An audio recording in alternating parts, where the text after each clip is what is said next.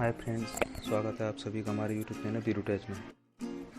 आज हम सीपीयू के बारे में जानेंगे। सीपीयू क्या है, इसका फुल फॉर्म क्या है आदि के बारे में जानेंगे।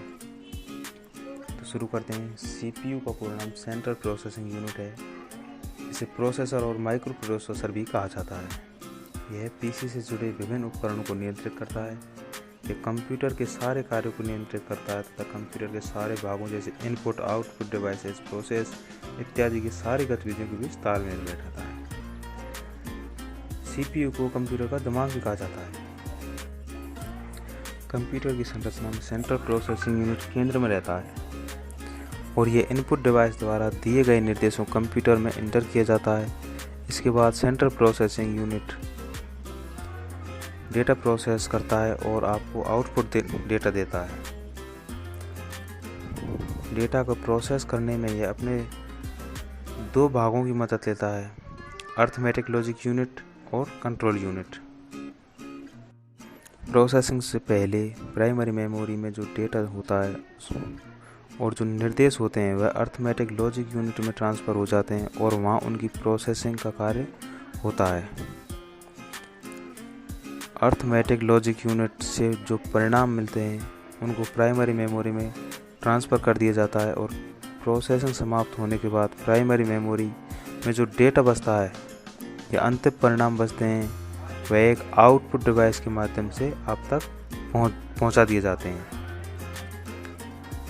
अर्थमेटिक लॉजिक यूनिट अंकगणितीय गणना और तार्किक गणना का काम करता है, जैसे जोड़, घटा, गुणा, भाग और हाँ और ना जैसे कार्य अर्थमेटिक लॉजिक यूनिट में किए जाते हैं। कंट्रोल यूनिट कंप्यूटर में हो रहे सारे कार्यों को नियंत्रित करता है और इनपुट, आउटपुट डिवाइस और अर्थमेटिक लॉजिक यूनिट के सारी गतिविधियों के बीच तालमेल बैठाता है। प्रोसेसर में कोर क्या होता है?